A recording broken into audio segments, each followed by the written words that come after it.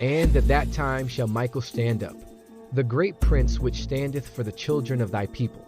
And there shall be a time of trouble, such as never was since there was a nation, even to that same time. And at that time thy people shall be delivered, every one that shall be found written in the book. Daniel 12:1.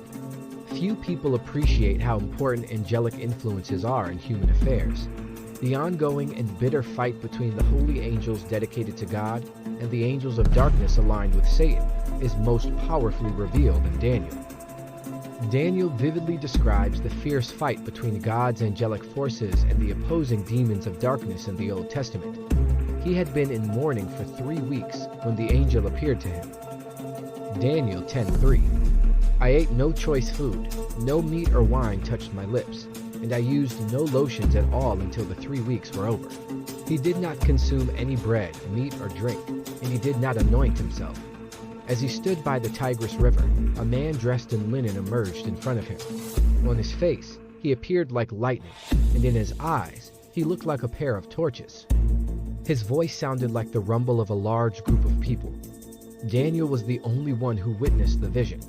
The men who were with him, on the other hand, did not. A huge sense of foreboding descended upon them, and they fled to safety. Daniel's strength completely drained away when he was left alone with the celestial visitor. Such was the power of this individual's influence over him. But even though Daniel was imprisoned by a deep sleep, he was awakened by the voice of the angel Gabriel. When he felt a hand on his shoulder, the angel began to narrate an experience he himself had just had. The angel had begun to travel to Daniel from the moment he began to pray. But he was halted in his journey by a demon prince, who engaged him in combat and caused him to be delayed. Then Michael appeared to assist the subordinate angel, allowing him to return on his duty to Daniel unhindered. The angel had something to say. He was to show Daniel what God foresaw would befall the world, especially Israel in the latter days. Daniel then became weak and unable to talk, and the angel touched his lips, restoring his strength as well as his ability to communicate. After completing his duty, the angel informed Daniel that he would be returning to continue fighting the demon prince in the battle between the forces of good and the forces of evil. Throughout this, Daniel was not experiencing any hallucinations or dreams. Daniel could have never been persuaded otherwise, because it was a genuine encounter with a real person. He had prayed with God on behalf of the sons of Israel, and God had heard him. His 3-week prayer session, which was supported by fasting, had been a great success. At that moment, he received word from the angel visitor, who had been sent from heaven to inform him that his request had been answered. Because of this experience, it is apparent that delays are not denials, and that God's permissive will is involved in every aspect of human existence. He said, Daniel, you who are highly esteemed, consider carefully the words I am about to speak to you, and stand up, for I have now been sent to you. And when he said this to me, I stood up trembling. Then he continued, Do not be afraid, Daniel.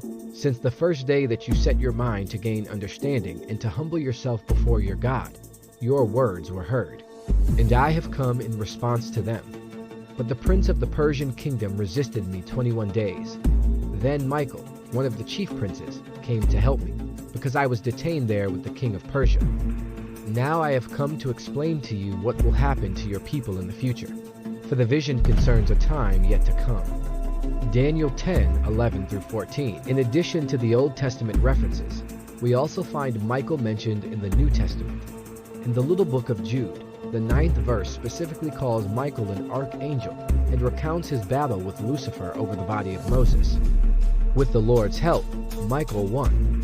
That wasn't the only conflict between Michael and Lucifer, for John tells us in the book of Revelation, and there was war in heaven.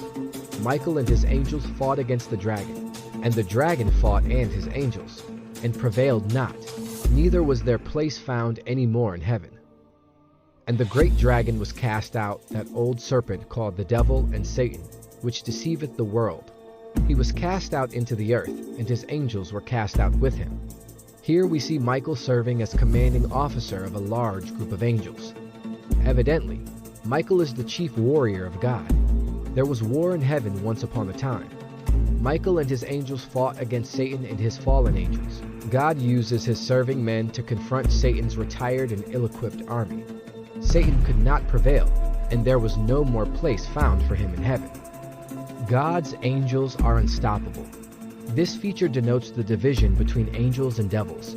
Only the hosts of heaven excel in strength.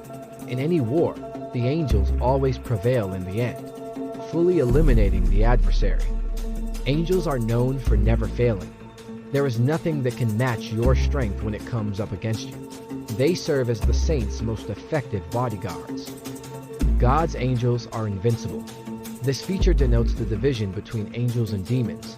Only the hosts of heaven are more powerful. Psalm 103:20.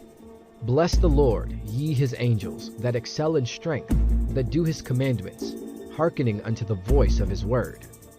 In any war, the angels always prevail in the end, fully eliminating the adversary. Angels are legendary for never failing. There is nothing that can rise up against you that matches their strength. They constitute the most efficient bodyguards of the saints.